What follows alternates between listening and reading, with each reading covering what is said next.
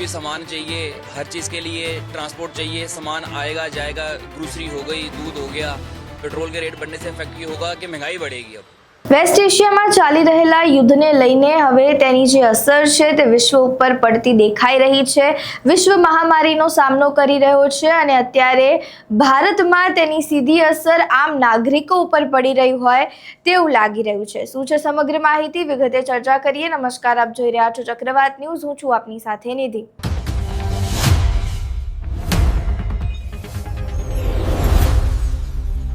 ભારતમાં થોડા દિવસ પહેલા પેટ્રોલ ડીઝલના ભાવમાં વધારો થયો હતો અને ફરીથી આજે 90 પૈસાનો વધારો પેટ્રોલ ડીઝલના ભાવમાં કરી દેવામાં આવ્યો છે। ભારતીય સરકાર દ્વારા આ જે વધારો છે તે આમ નાગરિકો ઉપર ઝીંકી દેવામાં આવ્યો છે તેવું લાગી રહ્યું છે।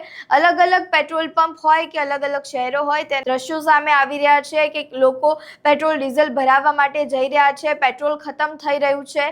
એવા અનેક જગ્યાએથી જે દ્રશ્યો છે તે સામે આવ્યા। ગુજરાતમાંથી પણ સામે આવ્યા કે જેમાં ડીઝલની લાઇનમાં ખેડૂતો ઊભા રહી ગયા કારણ કે માત્ર 2000નું જ તેઓને ડીઝલ મળી રહ્યું છે, જો કે તેમને જરૂર 4000 રૂપિયાના ડીઝલની છે।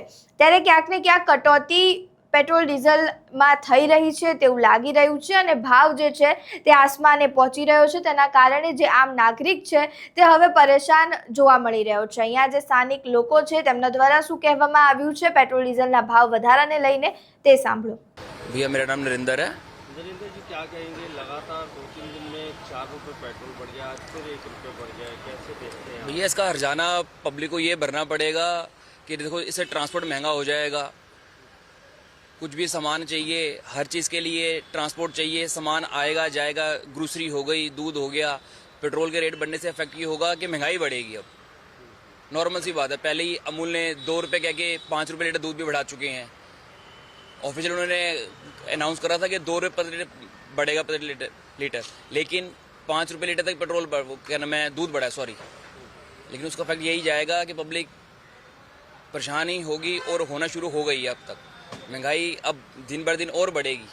ત્યારે ભાવ વધારો પેટ્રોલ ડીઝલમાં થઈ રહ્યો છે જેને લઈને નાગરિકો ઉપર સીધી અસર જોવા મળી રહી છે। પ્રધાનમંત્રી નરેન્દ્ર મોદી દ્વારા પહેલા ચેતવણી આપી દેવામાં આવી હતી કે પેટ્રોલ ડીઝલનો જે ઉપયોગ છે તે ઓછો થાય તેના માટે પબ્લિક ટ્રાન્સપોર્ટનો ઉપયોગ કરો।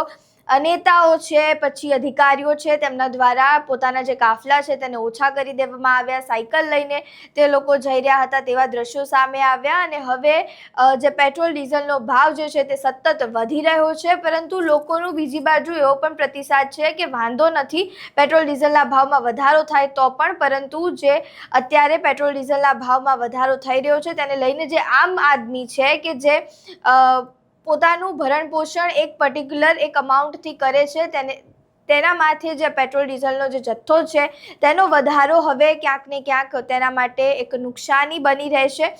યુદ્ધ ચાલી રહ્યું છે તે વચ્ચે હવે સતત વધી રહેલા પેટ્રોલ ડીઝલના ભાવને લઈને જે લોકો છે તે પણ પરેશાન બન્યા છે। તમારું આ સમગ્ર મામલે શું માનવું છે? તમારા મંતવ્યો અમને કમેન્ટ બોક્સમાં જરૂરથી જણાવજો। વિડીયો પસંદ આવ્યો હોય તો લાઇક, શેર, કમેન્ટ કરો અને મારી ચેનલને સબસ્ક્રાઇબ કરવાનું ભૂલતા નહીં। નમસ્કાર।